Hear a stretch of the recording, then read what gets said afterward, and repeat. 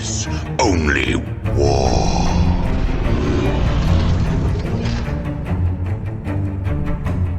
What is up, gents? 40k Dirtbags here. We're doing another video for you guys. We just got the updated camera. This is the camera we've been using live streaming. We are testing it out to see if it's good for the standard recording. And from the testing, it's pretty good. Let me know in the comments below. We're using the microphone built into the camera, which is kind of insane.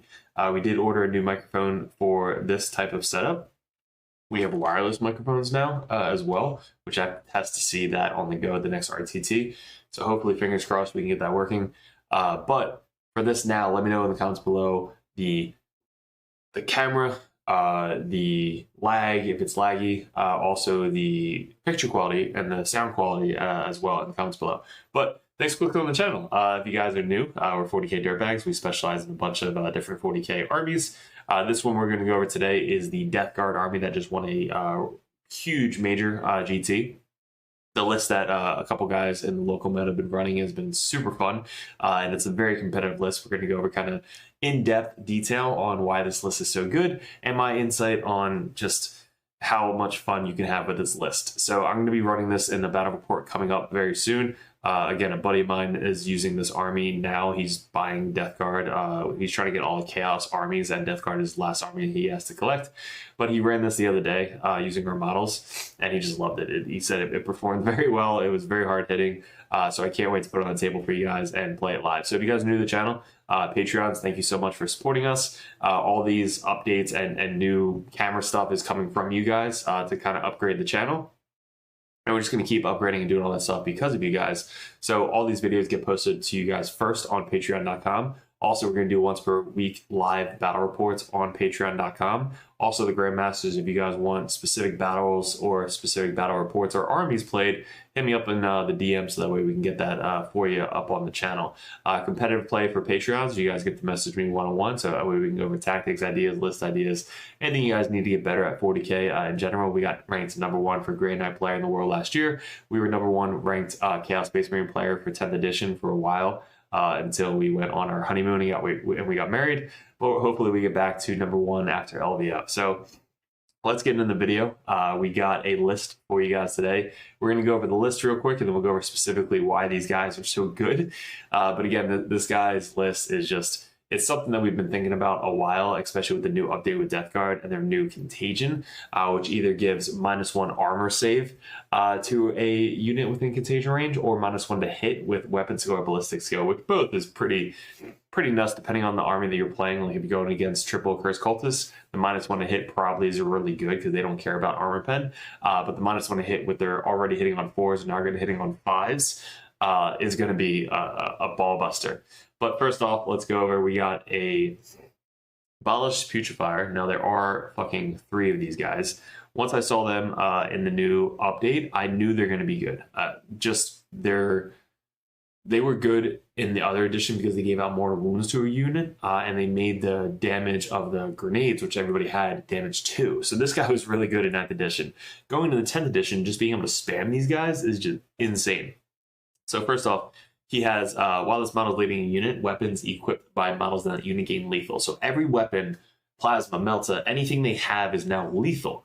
It doesn't matter what type of weapon they have. He basically just gives everything is going to auto wound on 6s. But his next sentence is, in addition, each time a model in that unit makes an attack, a critical hit is scored on a 5 instead of a 6. So basically 33% of your shots that are going to be going into anything is going to crit on 5s because everything is lethal, not just shooting, but also melee. So this guy leading a unit is going to auto crit anything. Toughness 12 on a 5. Your bolters auto crit on a 5. Your plasmas critting on a 5. Your melee weapons critting on a 5. Like it is insanely dangerous how this guy leading a 10-man plate marine unit is going to be in Death Guard. So that's what I'm super excited about testing this dude. I knew he was going to be good, and obviously this guy saw it, and he's running 3 of them. Once per battle, in the shooting phase, you can target this model with a grenade stratagem for 0 CP. Now, grenade is probably one of my favorite stratagems that came out in 10th edition, besides The rapid ingress grenade is probably my second favorite stratagem for 0 CP. So besides another unit already using a grenade, he can then do it as well for the unit for 0 CP. Even though another already targeted with a different unit with the same stratagem. So let's say you have another Plague Marine unit that throw a grenade at a target, which 6 dice on a 4+, you do a mortal wound. Then this unit, same exact thing, can launch the same grenade strat onto that same target and do another 6d6 4-up, does a mortal wound. So that's once per game. You have literally 3 of them to use it. So it's 3 different turns that you can use this once per game ability. So it's fucking good. He's got grenades literally all over his back. So we're bringing 3 of these guys. His grenades on him, which can be thrown out of a Rhino, has assault. So the Rhino can basically advance and throw this grenade. It's blast. So it's D6 blast. Lethal hits on a 5. And it's AP1 with the new contagion thing. It'll be AP2 with 2 damage, strength 5. And they also get -1 toughness because it stacks, which is also kind of busted. So this is 50 points. So they're bringing 3 of these guys. Then we have Fowlblade spawns. Fowlblade spawns are the melee buffing dudes. So not only are you critting on 5s, but you also fight first. So this guy is the flamer dude, like the really good flamer guy with the big ass thing on his back. He's got a really good flamer that can be shot out of a Rhino. It's a plague sprayer. Anti-infantry 2+. Ignores cover. Turret, so it auto hits. It's range 12. D6. Strength 7. AP2, which then would be AP3. Just add AP to every single attack that we go over. And then 2 damage. So it's a 2 damage flamer, which is strength 7. So you're going to be winning most things on 3s, 4s, and then anti-infantry 2+, you're winning on 2s. While this model is leading a unit, model in that unit has fight first ability. So not only do they crit on 5s with the other guy, but you're pairing him with his Fowlblade spawn, which also has a fight first ability. So your Plague Marines in combat are just going to just dominate whatever the hell they touch on the other side of the table. So if you charge in, you're going to be able to fight first. And then after somebody else charges you, since you're the defender, you still also fight first. That's what's so broken about Fight First in 10th edition, is if somebody charges you, you literally still fight them before they charged you, which is insane. Death Guard kind of needs that because they're so fucking slow. But we have 2 Fowlblade spawns. They are also 50 points each. So we have 3 Bile Putrefiers and then 2 Fowlblade spawns. Then we have 1 10-man, 2 10-man, and then 2 5-man. So basically, you have 1, 2, and then an extra Putrefier in the 5-man squad. But in the 2 10-mans, you have a Fowlblade spawn. So 2 characters. Violet's Putrefier just for the extra, crits, also the extra grenade. But these 2 are also in the 3rd Rhino. So with your Plague Marines, they're all basically kitted out. So this one we have 2 sprayers, 2 meltas, 4 heavy plague weapons, blight launcher. And then the main guy has a heavy plague weapon with a plasma gun. So these guys being able to fight first, critting on 5s, you have 1 + 4. You have 5 heavy plague weapons. I believe strength 8, AP2, 2 damage. They're automatically critting on 5s. They're hitting on 3s, and it's AP3 now because of the contagion. So it's 3 attacks each, hitting on 4s. Sorry, strength 8, AP3, 2 damage. Lethal hits on 5+. 5 of them. So it's basically 15 fucking attacks coming in, auto critting on 5s. So tanks you're going to be killing pretty easily as well. Then we have 2 meltas in the squad, which crit on 5s. We have a plasma gun, which is just from the leader. The blight launcher, which is just a long range shot, 2 damage weapon, which is strength 6, 2 damage, hitting on 3s, 2 shots, critting obviously on 5s. And then the plague spewers. So the plague spewers are anti-infantry 2+, so same as the other guy with the anti-infantry 2+, but this one is AP1. So if you're within 12 inches, which you're going to be, you're going to be basically AP2, anti-infantry 2+. So pretty good at single wound infantry, but imagine having all these shots going into a target, anti-infantry 2+, plus all the heavy weapons, and then getting that charge off you're gonna murder whatever the hell you touch and get into combat with. And then somebody has the crazy balls to charge you, you're gonna be able to fight first as well. So that's those two big 10-man units. Then the two 5-mans, you're basically just splitting it up into 2 units. You have 1 Plague Spewer, 1 Melta, 2 Heavy Plague Weapons, Plasma Heavy Plague Weapons. Same thing. Heavy Plague, like it's basically just doubled up, except you have an extra Lord or Champion in that second unit. Then we have 3 Rhinos, obviously, to carry our 30 Plague Marines across the table. They have a combi weapon, Havoc Launcher, and a combi Plague Bolter. So you're not going to be able to crit everything on 5s because the character is not in the unit. And the character is not leading this Rhino. So anything that shoots out of the Rhino, mainly it's going to be the Spewers because they have anti-infantry 2+ anyway. But if you need that long-range shot, it's just going to be random hitting on 3s. Strength 6, AP 1, 2 damage. So the Rhinos are just there to kind of carry the Plague Marines across the table. So three Rhinos carrying your 30 Plague Marines. Or 36 dudes because you have a bunch of leaders in there as well. Then we have 3 Plague Burst Crawls. Now the Plague Burst Crawl is just too good not to bring. Even without Mortarion, they still do the job that you're bringing them to do. So Plague Burst Crawler, we got movement 10, toughness 10, save on a 2+. That was a huge difference between 9th and 10th edition, was having the 2+ save and 12 wounds. So it used to have a 3+ save with a 5+ invul. Now it is a 2+ save with a 5+ invul, and anything really gets cover nowadays in 10th edition. So you're having a 2+ save with cover. Leadership save, OBSEC 4, which is honestly pretty big for a tank. So it's basically super chunky tank with OBSEC 4 camping your backfield objective. So even if 3-man person comes within 3 inches to try and steal your backfield, if you have a Plague Burst Crow in it, boom, you're not going to be able to have it stolen from you. So in your shooting phase, after this model has shot, if one or more of those attacks were made, I could just show you what I'm reading. So in your shooting phase, after this model has shot, if one or more of those attacks were made by a Plague Burst mortar scored a hit against the infantry unit, must take a battle shock test. So it's really good if you don't want them to use stratagems. So let's say you have a unit that's lined up to go charge another infantry unit, and you really don't, and they have a really good stratagem. Let's say it's reroll a hit, make a 10th, whatever it may be. You're going to kind of shoot that Plague Burst Crawler and just have them force a battle shock test on that unit. So that's one way to do it. You can add a banner in this list to kind of make it, or the bell, I think, makes it -2 leadership. That's a little good combo with the crawlers, but these guys just shooting out of line of sight, which is 24 HP cannon is 24 inches, which is the heavy one, but 48 inches out of line of sight, blast, lethal hits, and indirect fire. So you're hitting on 4s. It's not heavy, which kind of sucks, but you're hitting on 4s out of line of sight. D6 +3 blast.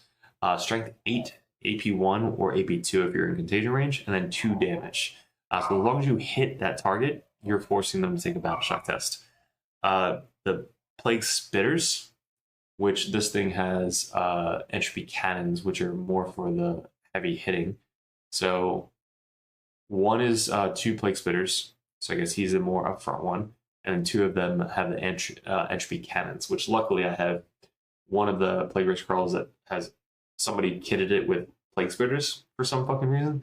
So I have one of mine actually have Plague Spitters on it. So you might have to WYSIWYG it or break them off and make them, but one of them has the anti-infantry 2+, ignoring cover, range 12, strength 6, AP2 essentially, 1 damage. And then the other 2 are the really hard-hitting ones, which are the entropy cannons, strength 10, AP3, D6 +1 damage. So that's going to be killing, Terminators or more damage to the tanks, stuff like that. And then heavy slugger, heavy slugger. So the heavy slugger is probably the better one to use, just because it's 4 shots. Strike 5, AP1 or 2, 1 damage. So that's why you're bringing that one compared to the volley cannon, because of the AP compared to no AP. But you have 3 of these guys. So 3 out of line of sight shooting, if needed, 48 inches, which is really far. And this is your anti-tank weapon as well. Plus they're really tanky and they're OBSEC 4. So that's why we bring the Plague Burst Crawlers. Now the allied units, which are a little bit different, we have Nervelings. So those should be in every Death Guard list. Like if you have 1 to 3 of them, you're good. 2 of them should be a minimum just because of secondaries. We are very, very slow. So this is one of the units that can deep strike and do secondaries for us. or they could block out any infiltrate units on the table like Space Marines. You'll be able to hopefully place your first unit, block out where you want the battle to take place. So you place your Nurglings, block out basically 36 inches around them, so that way they can't infiltrate near there.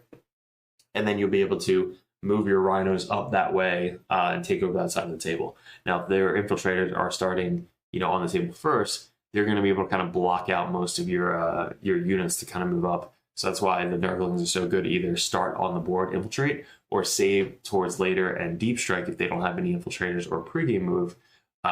You can start them off the table in deep strike and come in to do a secondary. So that's why Nurglings are so good for us in Death Guard. And they're 35 points, so they're super cheap. Now let's talk about these Brigands. So let me pull up the Brigands.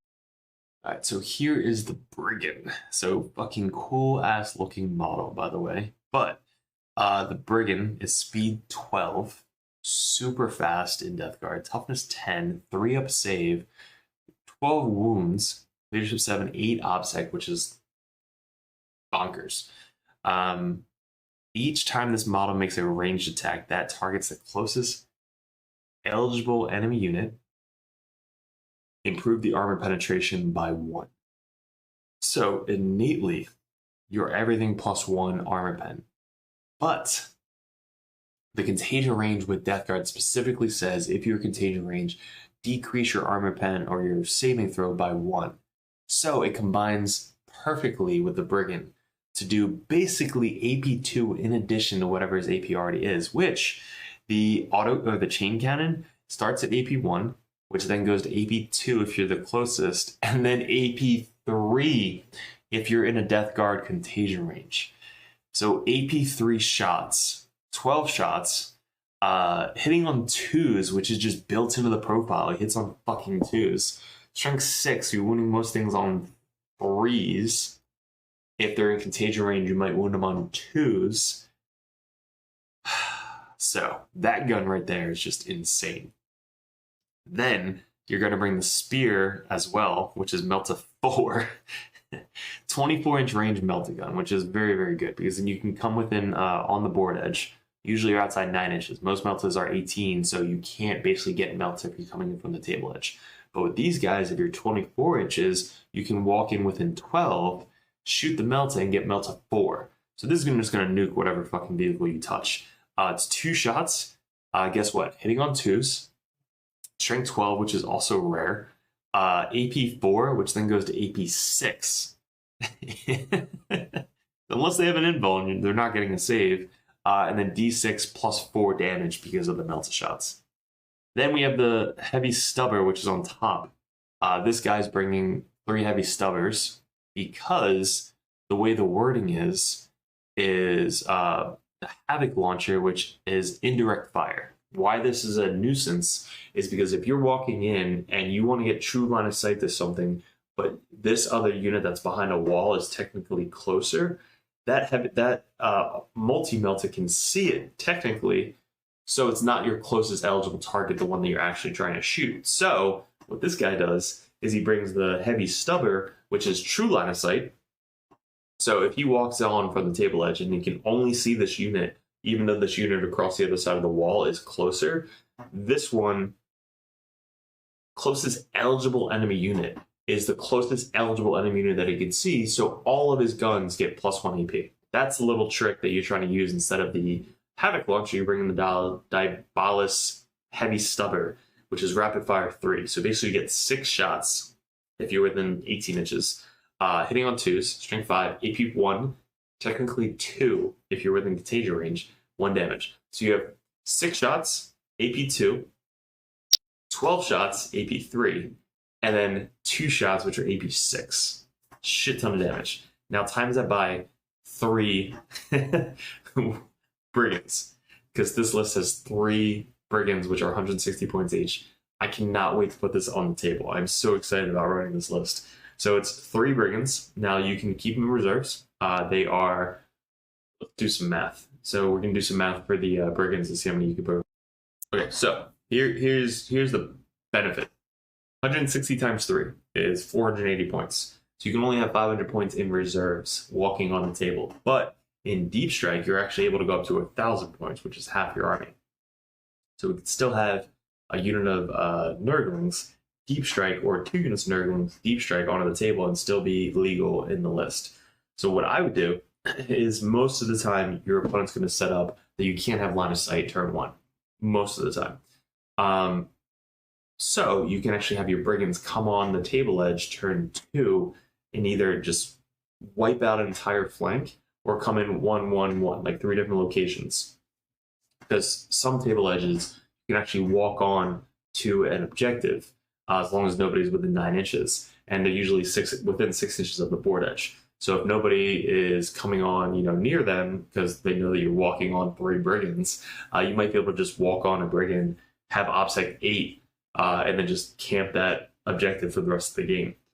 Or bring 2 Brigands on and do the same exact thing. So Brigands are going to be super good with Death Guard, Com being the AP that they already get for being the closest enemy target, and then plus additional AP or -1 to their armor save if they're within contagion range of your 30 fucking Plague Marines or Rhinos. Now, the combo you can run with the Plague Marines and Rhinos is once the guys get out of the Rhino can then move up 12 inches and then charge something else just to get in contagion range. So there's a lot of tactics that you can run with Death Guard. There's a lot of videos out there. I do a lot of tactical videos with Death Guard as well, because Death Guard is one of my favorite armies. But with your Rhinos, you use them very offensively, especially with the contagion range. So the contagion range, you can move up or advance up a Rhino, get that unit that you really want to shoot out of line of sight in contagion range, and now you have a stratagem that your Plague Burst Crawlers can shoot out of line of sight with an additional, I think, AP and ignoring cover saves if a unit's in contagion range. So your Rhino basically runs up, get a unit within contagion range, and then your Plague Burst Crawlers just drop down bombs on them with an additional AP and ignoring cover. And I think maybe +1 hit, I'm not sure I get. But that's the combo they're using with the Rhinos. So once they drop off the Plague Marines, if they don't need them anymore, Rhino just moves up 12 inches, can charge something, which then he can pile in if he's not base to base, and then get even further in the opponent's lines to just drop off the contagion into that unit. So Rhinos, I should probably make a video specifically on Rhinos and how to use them as dedicated transports and just be super aggressive with them, especially in 10th edition, because they are the most run unit, I think, in 10th edition, because every army can basically bring a Rhino or some type of transport. So hopefully you guys get to try out this list. If you don't, proxy it, because it's super fun. A lot of these putrefiers, you can find them pretty cheap on Facebook sites, people trying to sell their Death Guards, or the stores, like they're not out of stock, so you should be able to find them at a lot of places. Or proxy them for now. Just test out the list, see if you like running it. 30 Plague Marines. Not everybody has 30 Plague Marines, but it's definitely a good investment, especially with Death Guard. And they're just so cheap now, like 10 of them for 160 points. And then the Brigands, they're just really cool model. Like, you're going to be able to run them if you run Chaos Knights. But they're really good in Death Guard as well, especially with this combo. So I would definitely be running them. Death Guard's not sweeping the meta, so I don't see this getting nerfed anytime soon, which is one of the things you have to think about, especially in the competitive meta, is your army going to get nerfed? Which most of my time, my armies gets nerfed, especially Death Guard. So every time I paint an army, it gets nerfed, and I completely painted my Death Guard army, was ready to go, ran the Terminus list. I was super excited about it, and all of a sudden it got fucking nerfed. I had like 100 zombies painted up. It was brutal. But I don't think this is getting nerfed anytime soon. So if you guys want to run it, let me know in the comments below what you like about this, what you would change. If you've run it before, shout out to the guy who made the list. Congrats on winning the GT. But leave in the comments below how we can improve the channel. Head over to Patreon if you guys want to get into the competitive scene and want some coaching from me or the Dirtbags. And also leave in the comments on Discord on what video suggestions you want coming up. Any Patreons have first suggestions. These videos get posted up on patreon.com first. So if you want to see these videos ahead of time, head over to Patreon. If you guys want some Dirtbag dice, head over to Discord. Leave in a comment in the merch tab. And head over to Discord just so you guys can hang out with all the other Dirtbags on there. So guys, appreciate it. Good luck. Hopefully these videos and tactics for these specific units helped you guys out in the Death Guard Codex. But I love Death Guard. It's fucking awesome. So more Death Guard content to come. Appreciate it. Good luck. And we'll see you in another video soon.